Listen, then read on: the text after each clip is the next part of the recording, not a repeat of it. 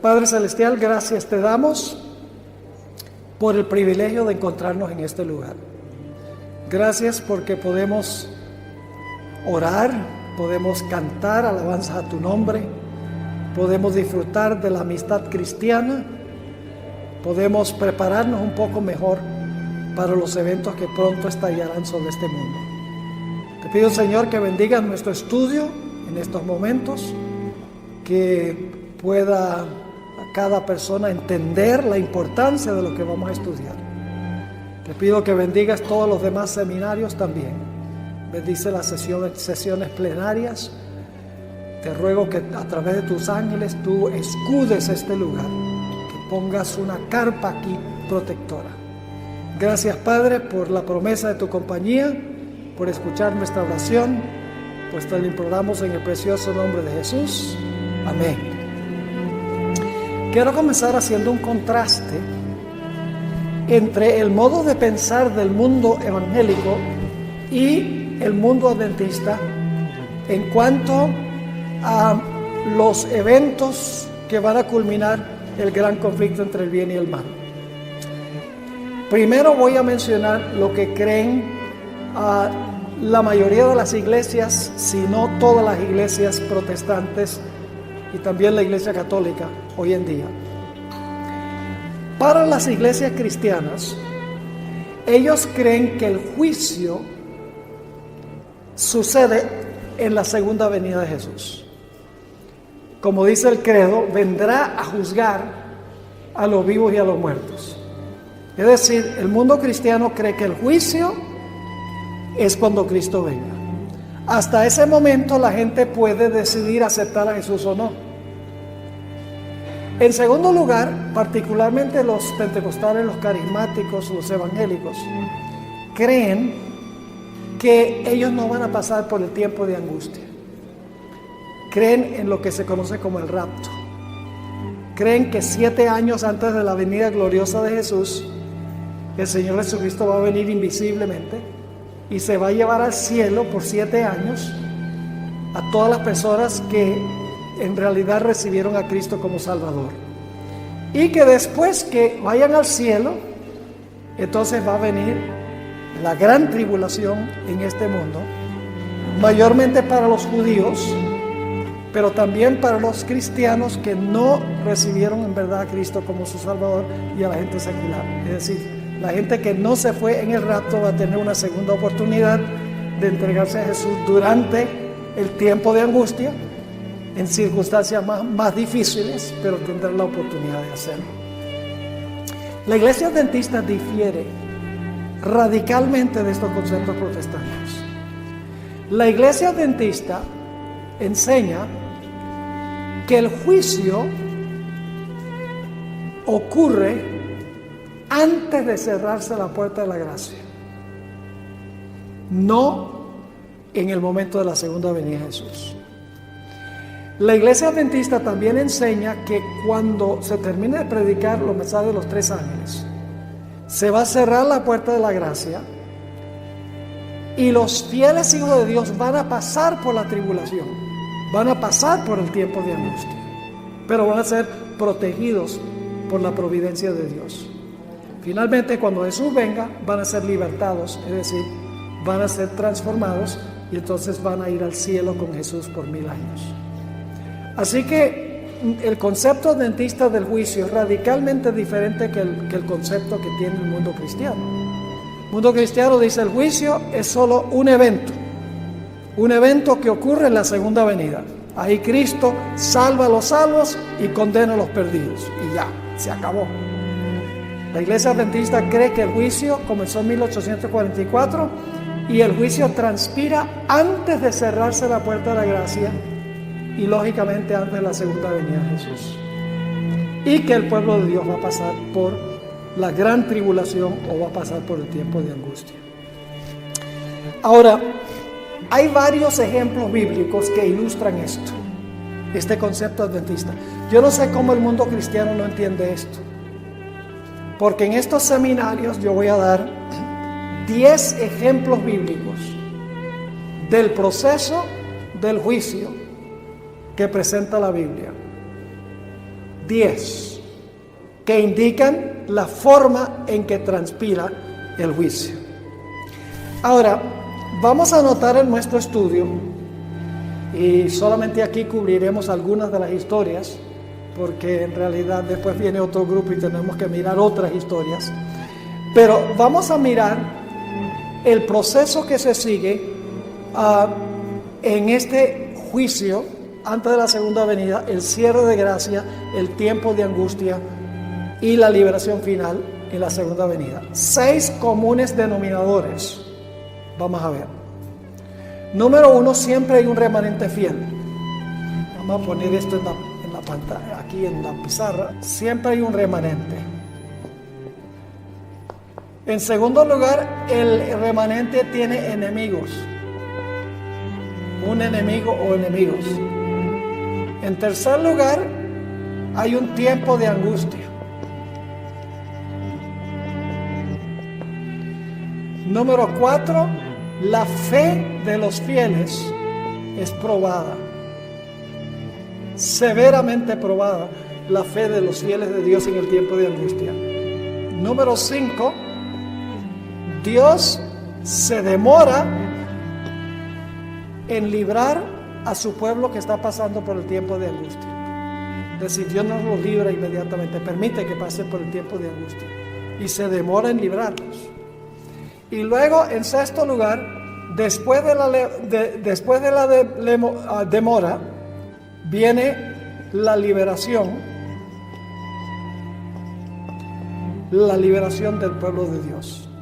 Esos son los comunes denominadores. Y en cada una de las sesiones vamos a cubrir algunas de estas historias, porque no tenemos tiempo de cubrirlas todas en cada sesión. Ahora, el primer ejemplo que quiero presentar se encuentra muy temprano en la Biblia. Se encuentra en el libro de Génesis. Nos da el proceso. Génesis nos da el proceso. Ahora, ustedes saben que en Génesis, el capítulo 6, dice que Dios llamó a Noé para que predicara un mensaje al mundo antediluviano. Un mensaje que debía durar por 120 años, debía proclamar ese mensaje. El mensaje de Noé fue acompañado por el poder del Espíritu Santo. Porque en Génesis 6:3 dice: no contenderá mi espíritu con el hombre para siempre, va a contender con el hombre 120 años. Es decir, después de los 120 años el Espíritu Santo no iba a ¿qué? No iba a contender más por los seres humanos. Es decir, el mensaje de Noé iba acompañado del poder del Espíritu Santo. Fue un mensaje de juicio. Yo pregunto, cuando Noé predicó, ¿se dividió el mundo en 2 grupos como resultado de su predicación?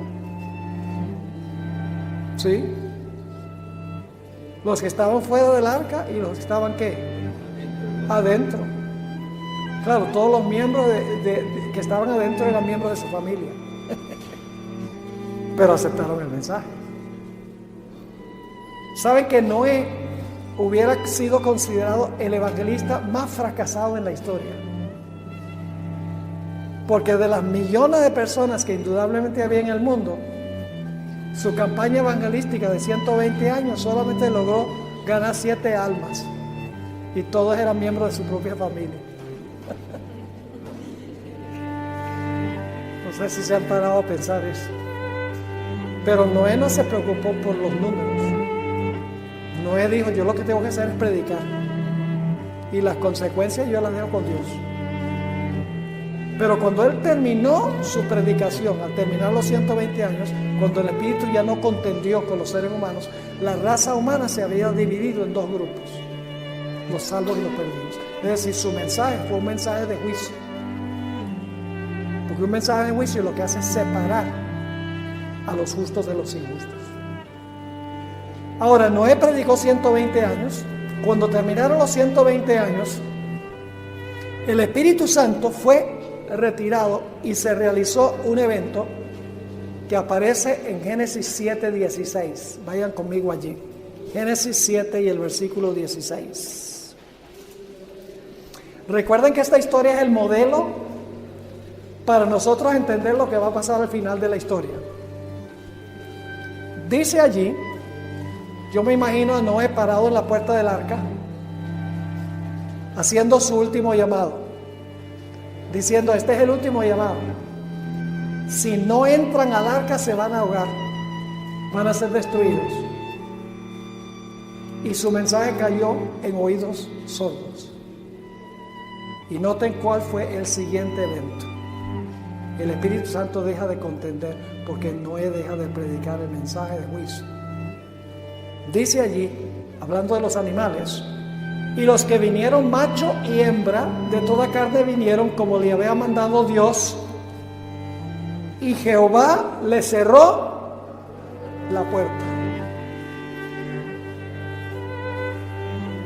Primer punto clave: la puerta se cierra. Yo pregunto, cuando la puerta se cierra, ¿se cerró la puerta de la gracia? ¿Hay más oportunidad de salvación después que se cierra la puerta? No. Todos los casos están decididos. Y apenas se cerró la puerta, comenzó a llover. No. ¿Cuánto tiempo pasó? 7 días completos. Comenzó a llover el octavo. Según el Espíritu decía, 7 días pasarán. 7 días completos. ¿Cómo creen ustedes que se sintieron Noé y su familia durante esos 7 días? ¿Creen que la fe de ellos fue probada? Imagínense, en ese barco con todos esos animales. Algunos dicen: bueno, ¿y cómo podían llevar suficiente comida para todos esos animales en ese barco? Yo tengo mi propia opinión, y es que Dios puso a hibernar a los animales.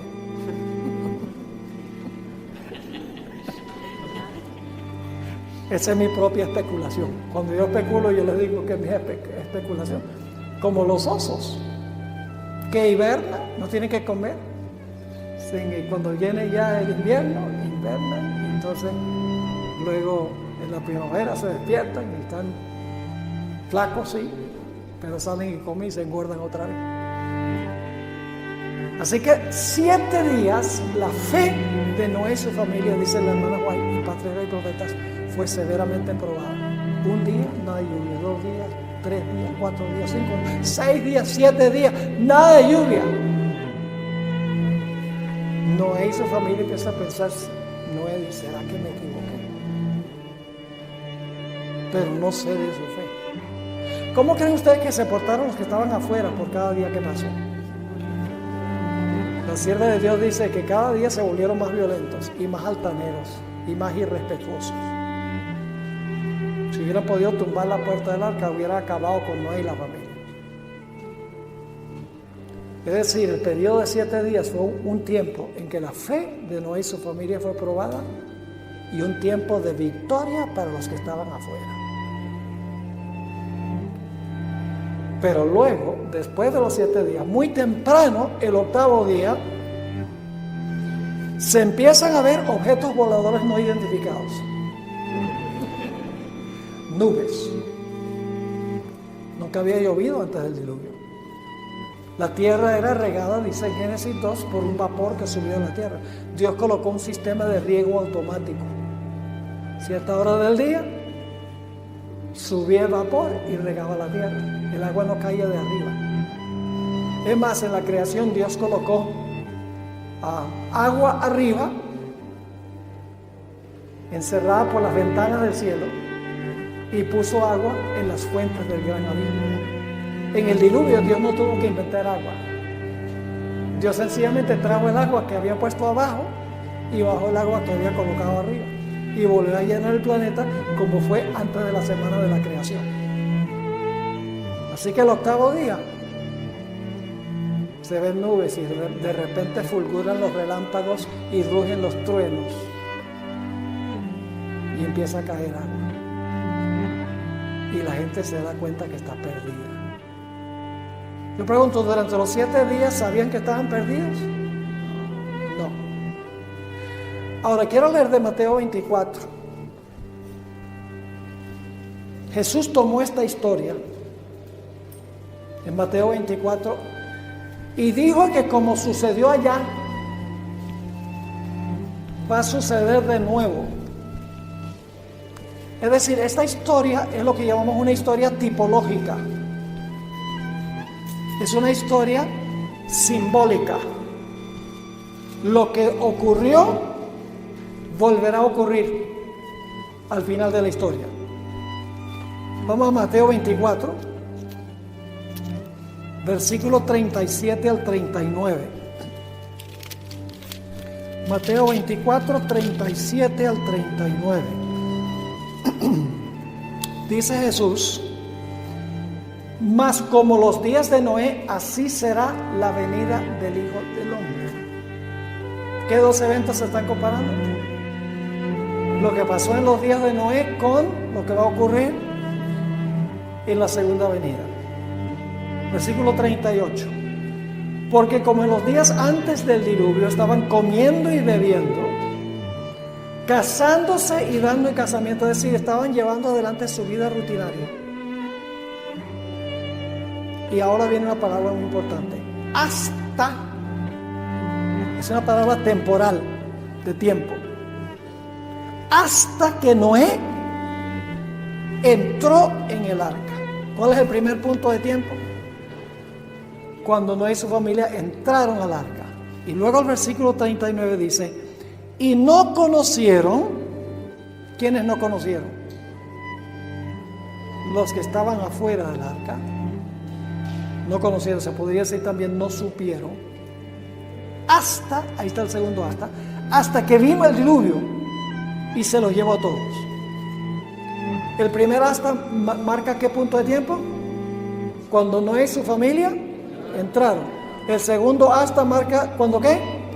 Cuando comenzó a llover. ¿Y qué hubo entre los dos puntos? 7 días. Angustia para Noé y su familia, victoria para los impíos.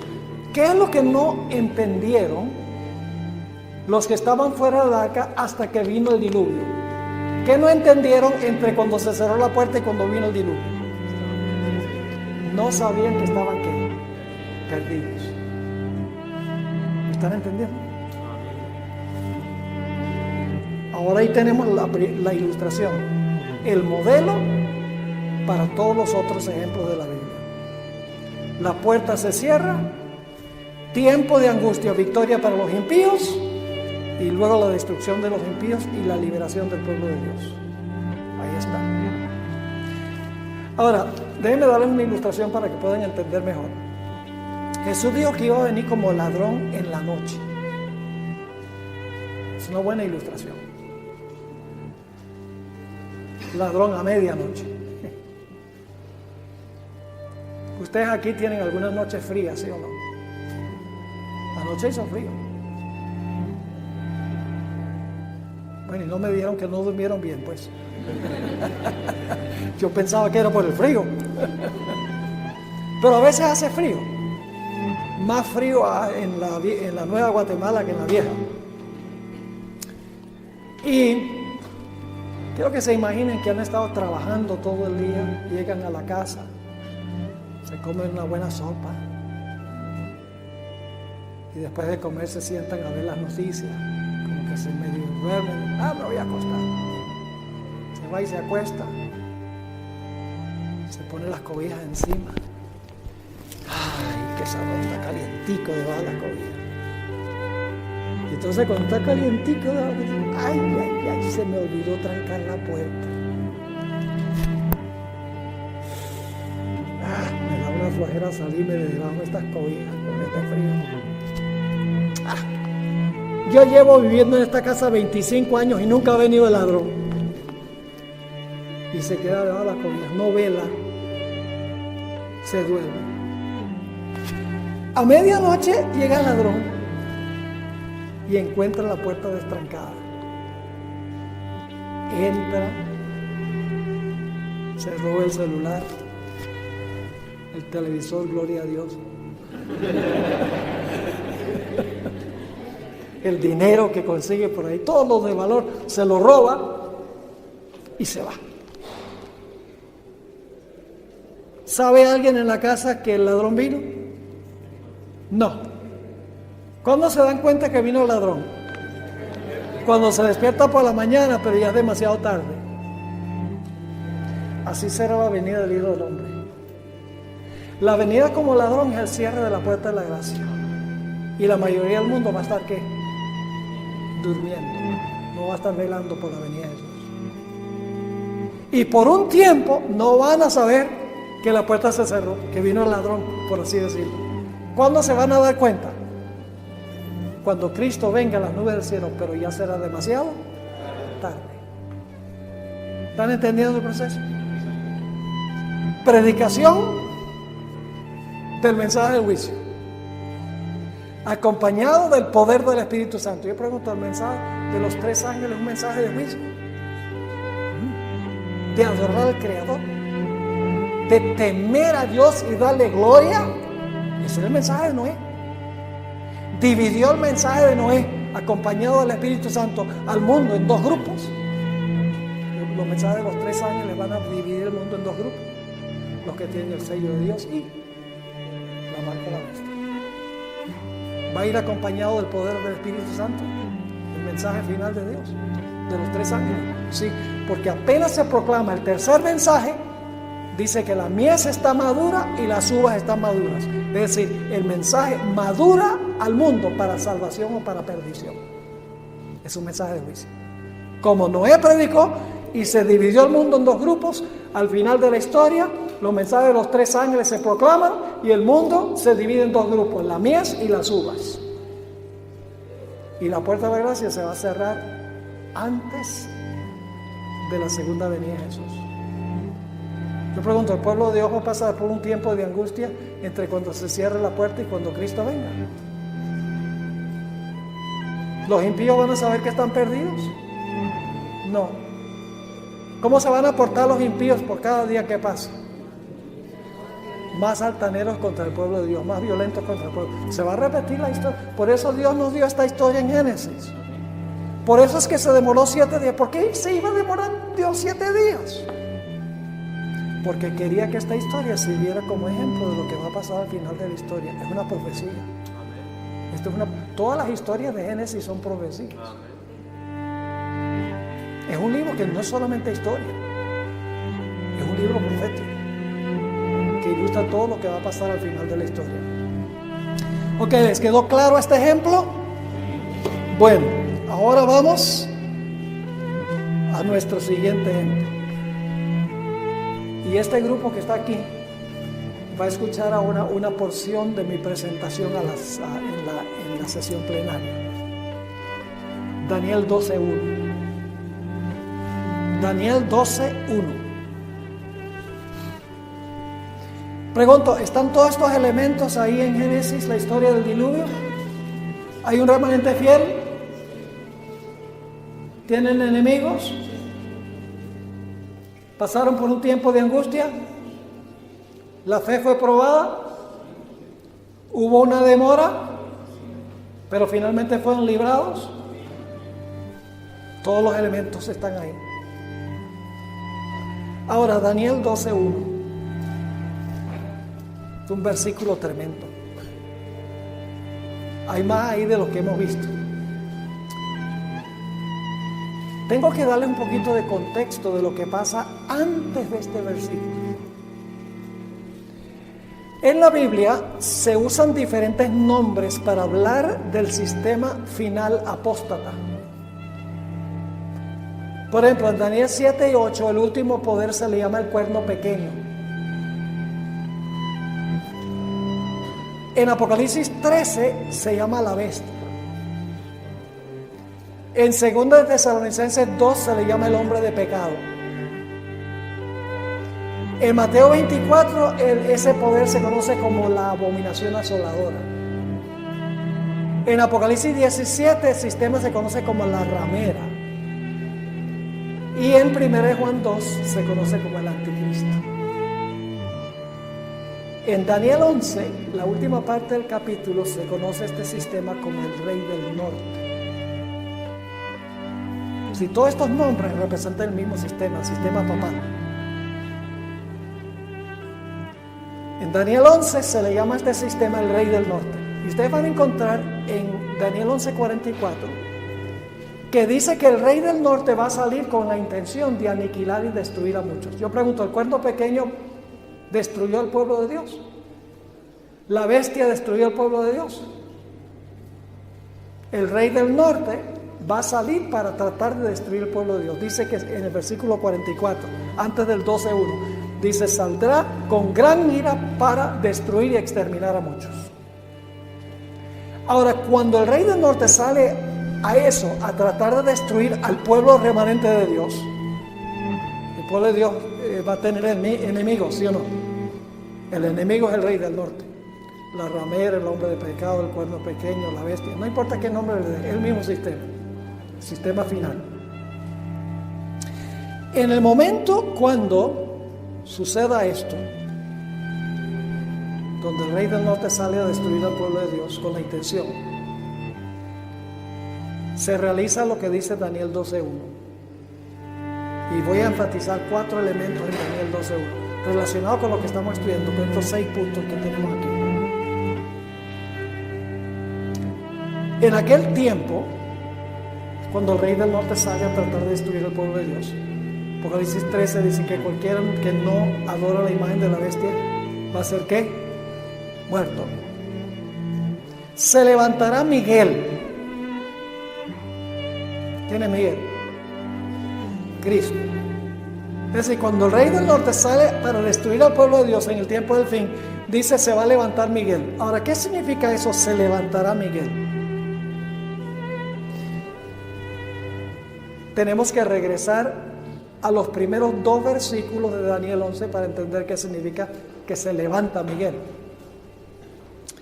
Dice allí en Daniel 11, 2 y 3 lo siguiente. Daniel 11, 2 y 3.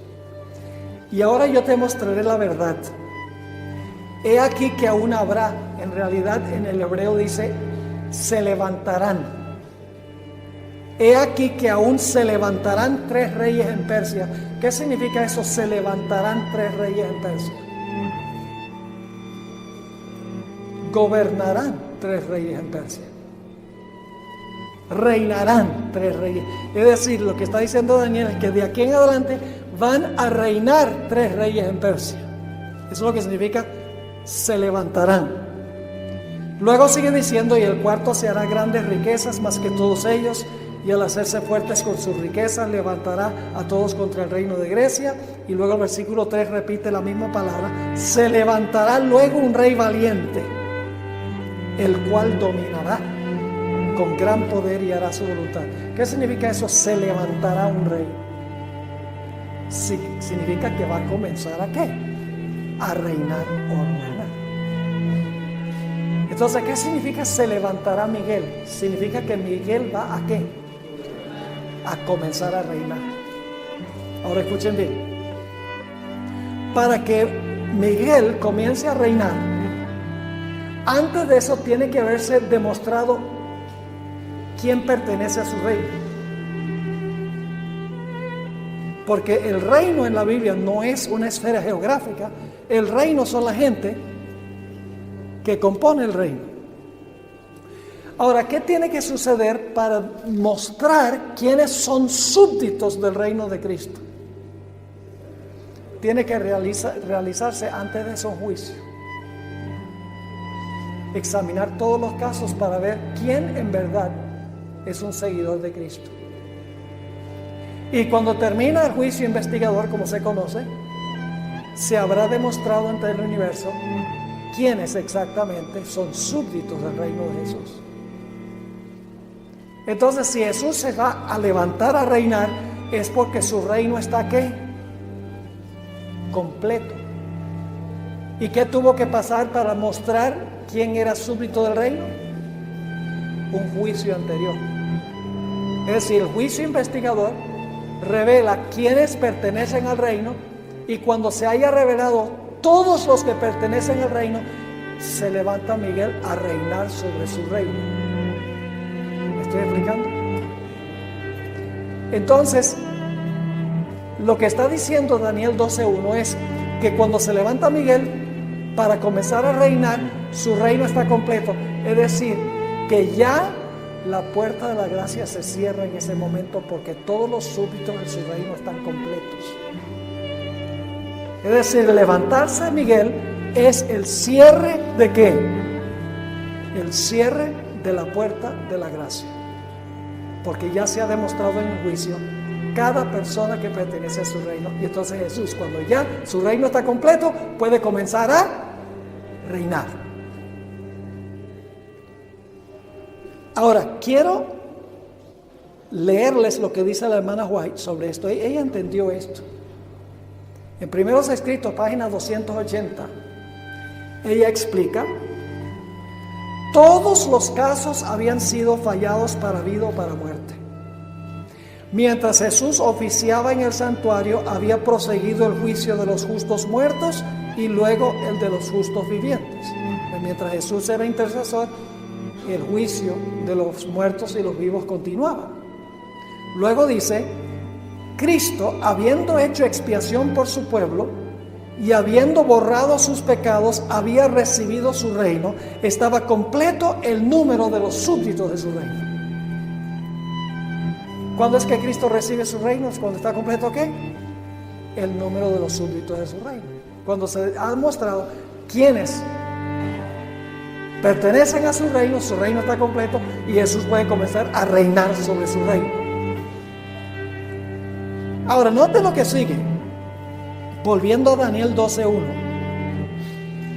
Dice: en aquel tiempo, cuando este poder final salga a destruir al pueblo de Dios, se levantará Miguel, es decir, se va a cerrar la puerta de la gracia, porque su reino está completo.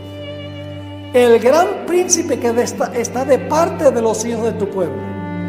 ¿A qué se levanta Miguel? ¿Para qué? Para defender a su pueblo. ¿Y por qué tiene que defender a su pueblo? Dice: será tiempo de ¿qué? De angustia, cual nunca fue desde que hubo gente hasta entonces. Se cierra la puerta de la gracia y comienza ¿qué? El tiempo de angustia. ¿Para quiénes? Para los que pertenecen al reino de Cristo. Los seguidores de Jesús van a pasar por el tiempo de angustia. Sí, porque se levanta Miguel para defenderlos, porque van a pasar por el tiempo de angustia. Ahora sigue diciendo: en aquel tiempo se levantará Miguel, el gran príncipe que está de parte de los hijos de tu pueblo. Será tiempo de angustia, cual nunca fue desde que hubo gente hasta entonces. Pero en aquel tiempo, es decir, al final del tiempo de angustia, será ¿qué? Libertado tu pueblo. Y ahora viene un detalle muy interesante: todos los que todos los que se hayan escritos en el libro. ¿Cuál libro? El libro de la vida. ¿Cuándo fueron escritos ahí? Cuando se entregaron a Cristo fueron escritos. Pero ¿qué sucedió cuando pasó su nombre en el juicio? Porque tiene que examinarse el caso de cada uno. Se mostró que merecían estar en el libro de la vida. Yo pregunto: ¿hay algunos que tienen el nombre en el libro de la vida que su nombre va a ser borrado? En Apocalipsis 3:5 dice: no borraré su nombre del libro de la vida. Es decir, el nombre de una persona que profesó aceptar a Jesús puede ser borrado si su profesión fue falsa, si su arrepentimiento no fue genuino, será borrado. Pero cuando dice aquí que los que van a ser librados son todos los que están escritos en el libro, significa que en el juicio sus nombres fueron confirmados en el libro de la vida. Es una indicación de que hubo un juicio. ¿Está claro? Ahora vamos a preguntar: ¿hay un remanente fiel en Daniel 11:12? Los hijos de tu pueblo se llaman. ¿Tienen un enemigo que quiere destruirlos? ¿Cómo se llama? El rey del norte. ¿Va a pasar el pueblo de Dios por un terrible tiempo de angustia? ¿Cuál nunca fue? ¿Ustedes creen que la fe del pueblo de Dios será severamente probada? Lean el capítulo, el tiempo de angustia en el conflicto de los hijos. ¿Demorará Jesús en librar a su pueblo? ¿Los libra antes de que venga la angustia? ¿O tienen que pasar por todo el tiempo de angustia para luego ser librados? Entonces, ¿se va a demorar en librarlos? Pero finalmente serán librados. Serán libertados, dice ahí. ¿Está claro? ¿Ven el proceso aquí? Lo que el mundo cristiano desconoce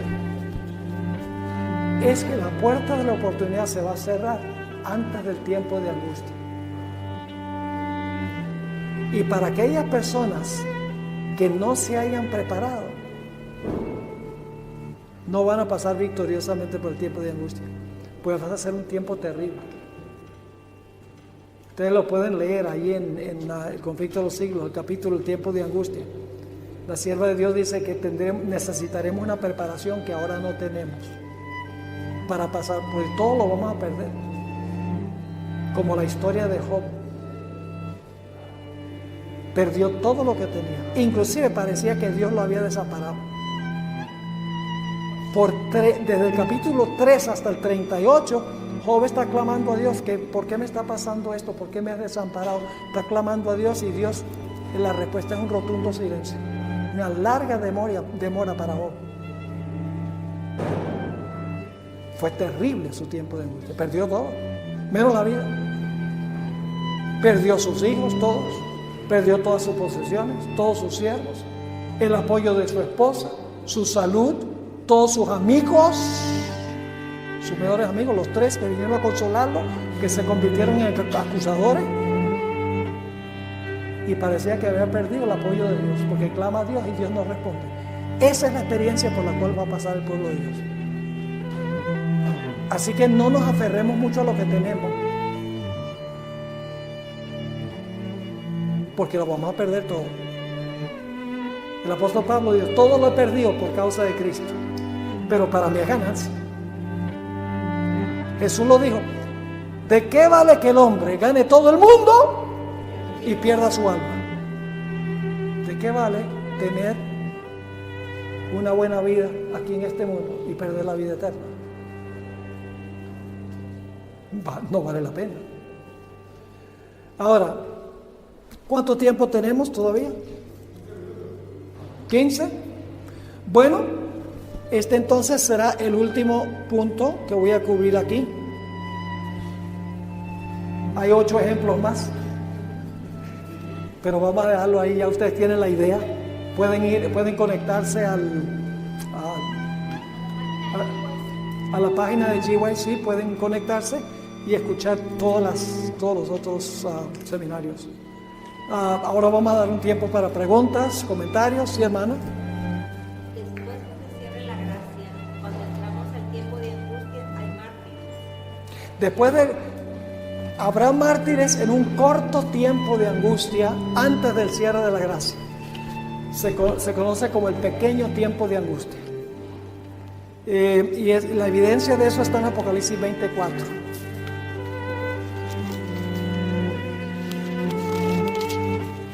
Pero después que se cierra la puerta de gracia, no habrá mártires. Porque de nada valdría la muerte de un mártir para convencer a otros. Y ahí mismo, esos que quedan, ese remanente que está vivo, ya para ese tiempo ya sellado, esos son los 140. Son los 144,000. Sí. Los que pasan vivos por el tiempo de angustia son los 144,000. Apocalipsis 24 dice, vi tronos y se sentaron sobre ellos y les fue dado juicio, es decir, les fue dado la facultad de juzgar, y vi las almas de los degollados por el testimonio de Jesús, por la palabra de Dios, que no habían adorado a la bestia ni a su imagen, que no recibieron la señal en sus frentes ni en sus manos, y vivieron y reinaron con Cristo 1000 años. Es decir, va a haber un grupo que no adoró a la bestia ni su imagen y no recibió la marca, que va a perecer desde que fueron degollados. Pero mueren antes de cerrarse la puerta de la gracia, durante un tiempo de angustia previo, pequeño tiempo de angustia, Cuando se está proclamando el fuerte clamor, llamando a la gente a salir de Babilonia, los ministros se airan y le dicen a sus miembros que hay que acabar con esta gente que está causando problemas. Durante ese tiempo habrá mártires, pero una vez que se levante Miguel, no habrá más mártires. Sufrimiento sí. Se repite la historia de Job. Dios le dijo a Satanás: mira, tú puedes hacer lo que te dé la gana con él, pero no me le quites la vida. Lo mismo va a suceder al final de la historia. Dios va a decir: ustedes pueden probar, le dice el diablo, ustedes pueden probar a mi pueblo hasta el máximo. ¿Y por qué es que Dios permite eso? ¿Saben por qué? Porque Satanás, y esto lo voy a tratar en los últimos seminarios, porque Satanás le dice a Dios: mire, tu pueblo te sirve por lo que tú eres bueno con ellos. Tú les pones una valla de protección, tú los prosperas y no permites que yo los toque. Te sirven por los panes y los peces. Pero si ellos no tuvieran eso, entonces se volcarían en contra tuya. Y Dios va a demostrar al final de la historia una generación completa que va a decir: aunque me matare, aún en él confiaré. Que habrán perdido todo, y no es solo un individuo como Job, sino toda una generación en todo el mundo que va a demostrar que sirven a Dios no por interés, sino que sirven a Dios por amor. Esa será una gran revelación al universo. Por eso Dios permite que pasen por esta experiencia. Y a veces la gente dice: ay, pero ¿por qué Dios permite eso? Ah, pobrecitos los seguidores de Jesús. Y se ponen a sentimentalizar todo. Y una vez cuando yo estaba pastoreando en un estado en los Estados Unidos, cuando recién llegué, me puse a visitar a todos los miembros y había una hermana que no había venido a la iglesia en años. Y le pregunté, para hacer una larga historia corta, le dije: ¿por qué usted no ha venido a la iglesia? Ay, dice: porque yo un día vi una película de Juan Hus y cómo lo quemaron allí por ser fiel a Dios. Y dije: bueno, yo no puedo servir a un Dios que él servía a Dios y Dios permitió que lo quemaran. Y yo la miré y le dije: ¿y por qué usted se queja? Él no se quejó. Juan Hus murió contento, cantando, contento de ser un testimonio a favor de Dios. Tremendo. El pueblo de Dios al final va a vindicar el carácter de Dios ante el universo, va a demostrar que es posible servir a Dios sin ningún interés, solo por amor. Acá, y luego venimos para este lado.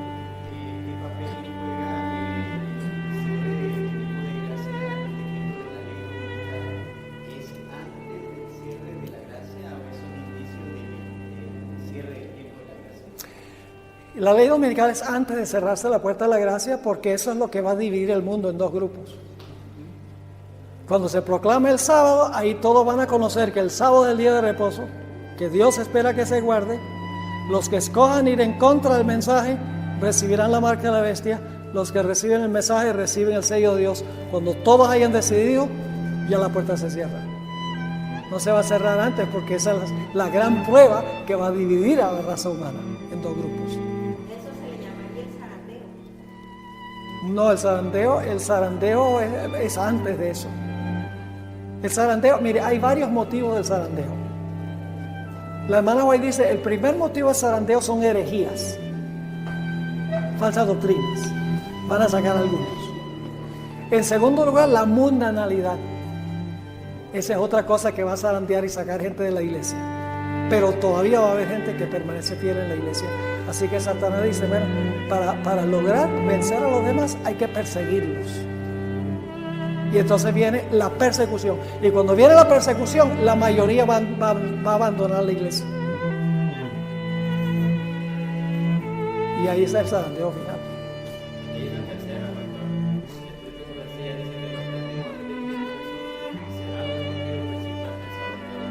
Y todo está involucrado, porque los testimonios condenan la mundanalidad. Los testimonios mantienen a la gente encauzada en la verdadera doctrina, y los testimonios dicen que debemos perseverar en medio de la persecución. Es decir, todo el Espíritu de sí está involucrado en todo el proceso del zarandeo. Tengo dos dudas. El tiempo de la gracia. Solo una duda por persona. El tiempo de la gracia, como pueblo, se manifiesta como pueblo, como individuo. Hay una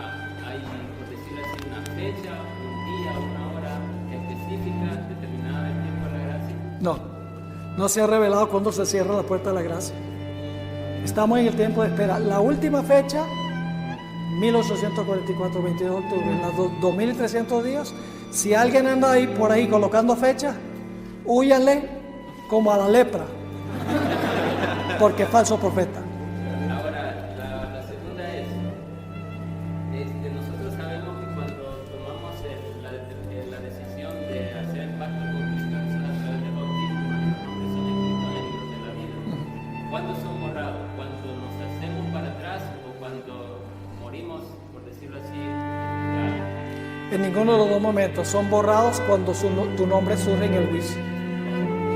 Ahí se decide si se retiene o si se borra. Y cuando surge tu nombre en el juicio. Y fíjense, Cristo no toma en cuenta si nuestra confesión es sincera o no. Nos toma nuestra palabra y nos perdona aun cuando nuestro arrepentimiento no sea genuino. ¿Y usted cómo es eso? ¿Sí? Porque en el juicio se va a determinar si el arrepentimiento fue genuino o no, y eso se manifiesta en las obras de la persona. La Biblia enseña que se puede revocar el perdón. ¿Recuerdan la parábola de los dos deudores? El que debía una suma que nunca podía pagar y clama, para hacer una larga historia corta, clama a su amo. Le había desfalcado todo ese dinero de 10,000 talentos. No podía pagarlo ni en 1000 años. Y clamó, y el amo le dice, el Señor le dice, bueno, porque clamaste a mí te perdono. Ay, que me está contentísimo, saltando en una pata. Dice que fue perdonado. Y sale y se encuentra a alguien que le debe 100 denarios. 100 días de trabajo, la cantidad le podía pagar en cuotas. Y lo encuentra y dice, págame lo que me debes. Y este también hace lo mismo. Claro, dice, ay, por favor, dame tiempo. Que yo te digo, ¿qué tiempo ni qué pan caliente? Y lo agarra por el cuello y lo está ahorcando. Y los siervos del Señor, que representan a los ángeles, que registran nuestras acciones, le llevaron el informe al rey, al Señor. ¿Sabes lo que hizo ese que tú perdonaste bien grande? Estaba ahorcando a uno que le tenía una deuda chiquita. Y dice el Señor, tráigame ese reo acá. Ese es el juicio. Comparece ante el tribunal del Señor. Y dice, ¿qué es esto que yo oigo de tus obras? No te perdoné yo una deuda inmensa que no se puede pagar. No deberías tú haber demostrado que aprecias lo que yo hice tratando bien a tu semejante. Y le revocó el perdón. ¿Sí o no? Le revocó el perdón porque sus obras contradecían su profesión. Sus lágrimas eran de cocodrilo. No estaba en verdad arrepentido. Y así va a pasar. Yo pregunto, ¿el amo aceptó por lo menos al comienzo la sinceridad de su confesión? ¿Y lo perdonó? Claro que sí. Ahora, el tiempo cuando se examina si fue genuino el arrepentimiento es cuando aparece tu nombre en el juicio. Ahí es que se va a determinar. Y aunque somos salvos por gracia a través de la fe, seremos juzgados por obras, porque las obras demuestran si la fe es genuina o no. Un esposo que dice, yo amo a mi esposa y vive pegándole. La esposa tiene razón para preguntarse si es genuino ese amor. Porque las obras demuestran si amamos y si tenemos fe. Bueno,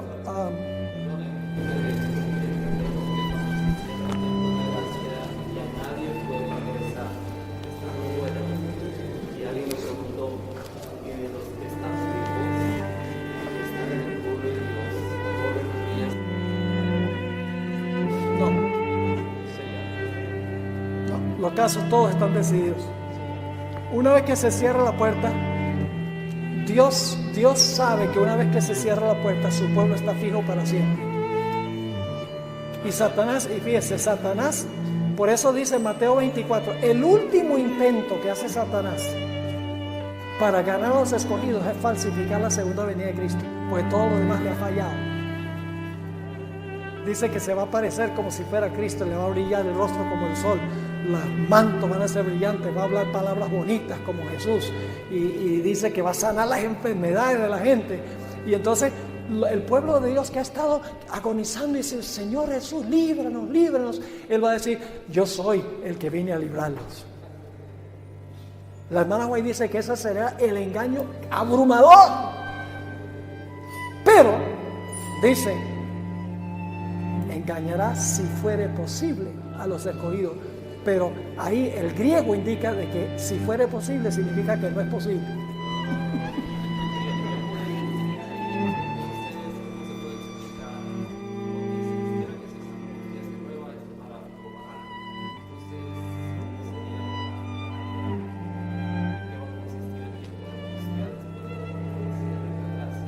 El tiempo de angustia, en primer lugar, el tiempo de angustia es para revelarle al universo que Dios tiene todo un pueblo que le sirve por amor y no por interés.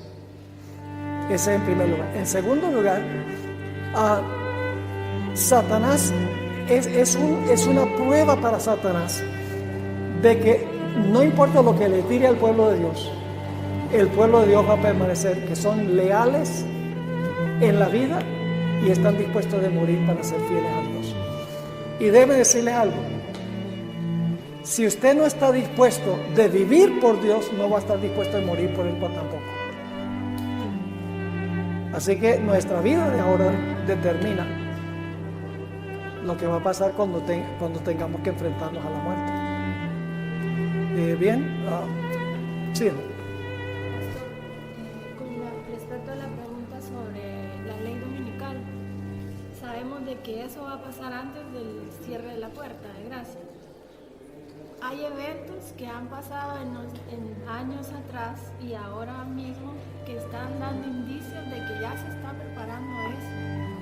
La ley dominical, que el día de la familia, el año pasado que estuvo el Papa en Estados Unidos, que nunca se había dado, y ahí empezamos a ver que el énfasis de él es el domingo. ¿Qué nos puede decir al respecto? Sí, bueno, ese era un tema que hubiera sido bueno presentar acá, pero me asignaron Pero la pregunta es si se están viendo eventos en el mundo hoy que indican que estamos viviendo los últimos momentos antes del cierre de la gracia. La respuesta es sí. Este Papa es un zorro. Es un zorro, es un camaleón.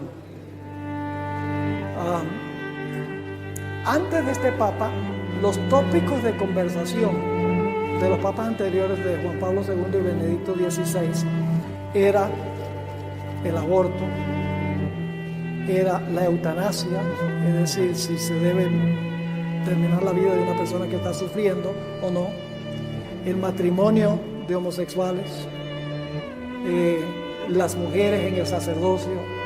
Esos eran los tópicos de conversación de Juan Pablo II y de Benedicto XVI. Este Papa no ha hablado nada de eso. Cuando le preguntaron en cuanto al matrimonio homosexual, dice, ¿quién soy yo para juzgar? Es una respuesta completamente contraria a lo que hubiera dicho Benedicto o Juan Pablo II. Ahora, ¿cuál es la estrategia de este Papa? Este Papa es jesuita. ¿Dónde radica el poder del papado? El poder del papado no radica en su poder eclesiástico, sino en su capacidad de adjuntarse a los gobiernos del mundo para que los gobiernos del mundo hagan lo que la iglesia quiere. Unir la iglesia con los poderes civiles del mundo. La herida mortal fue que los poderes civiles le quitaron su apoyo. Y cuando le quitan su apoyo, la iglesia romana no tiene poder. ¿Cuántos tanques tiene la iglesia, el papado? ¿Cuántos aviones de guerra tiene el papado? ¿Cuántos ejércitos tiene el papado? No tiene nada. Pero cuando se echa al bolsillo los reyes de la tierra, los tiene todo. Entonces, este papa sabe que lo que hay que suceder es que el papado tiene que echarse al bolsillo a los gobernantes políticos del mundo. Y por lo tanto, ¿cuáles son sus tópicos de conversación? La pobreza, el cambio climático, la integridad familiar, la inmigración. ¿Por qué está hablando el Papa de esos tópicos? porque esos son los mismos tópicos que están hablando los poderes civiles. Él quiere tratar los mismos temas que los poderes civiles, porque él quiere entonces echarse al bolsillo los poderes civiles para que entonces ellos lo apoyen. Y ha vinculado todas estas causas, las ha vinculado con el domingo. Yo escribo un artículo largo para nuestro noticiero cada 2 meses. Publicamos un noticiero, lamentablemente no tenemos quien los traduzca al español, yo no tengo tiempo de traducirlo al español, pero tengo citas donde él dice: el planeta necesita descansar, porque lo hemos abusado. A que no adivinan qué día dice que el planeta debe descansar: el domingo. Dice la familia: ay, no tiene tiempo de reunirse para el culto ni para ir a la iglesia, porque los capitalistas tienen trabajando a la gente todo el tiempo. La familia necesita un día para recobrar sus raíces. A que no adivinan qué día es: el domingo. Dice los pobres: ay, esos son tan abusados por sus señores capitalistas que los ponen a trabajar y a trabajar. Necesitan los trabajadores, los pobres necesitan un día de descanso.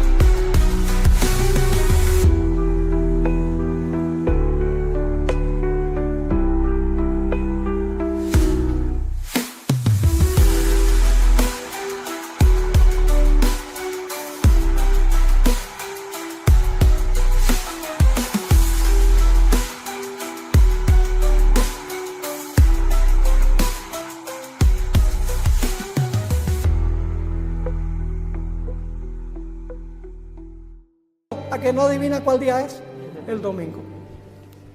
Esa es la estrategia de él. Y va bien avanzada. Cuando él dio su discurso ante las Naciones Unidas en septiembre del año pasado, fue impresionante ver la reacción de los 193, de los representantes de 193 naciones del mundo. ¿Habló de qué?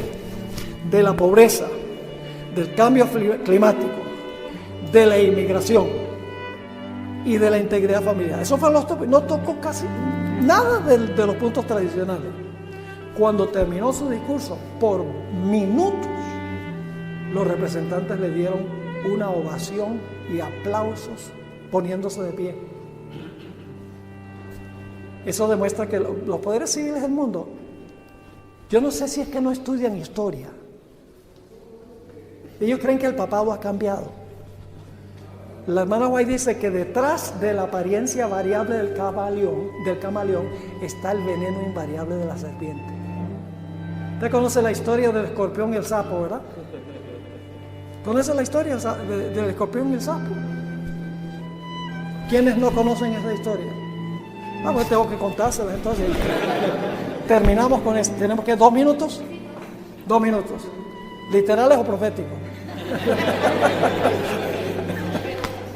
No, que mire, un escorpión quería cruzar un río y el escorpión no sabe nadar y el sapo sí. Así que le dice el escorpión al sapo: mira, déjame montarte en tu espalda y entonces tú me cruzas el río. Y el sapo dice: yo no soy tonto, tú me picas y me muero. El escorpión dice: no, ¿cómo te voy a picar? Si te pico, nos ahogamos los dos. Y el sapo dice: no, yo no voy a dejar que tú te montes en mi espalda. Y el escorpión le dice: pero sé razonable, yo necesito cruzar. Yo no te voy a picar porque nos vamos a morir los dos. Y finalmente el sapo dice: bueno, está bien, móntate. Y el escorpión se monta y cruza, y cuando llega a la mitad del río, le mete el pinchazo. Y el sapo, todo moribundo, mira al escorpión. Claro, esto es una fábula, ¿no? Mira al escorpión y le dice: pero tú me prometiste que no me ibas a picar, ¿por qué me picaste? Y el escorpión dijo: porque es mi naturaleza. El papado no cambia su ADN, cambia su fachada, se hace cirugía plástica para hacerse parecer bonita, pero detrás de eso es la misma bruja de siempre. Bueno, el tiempo se acabó. Gracias por venir.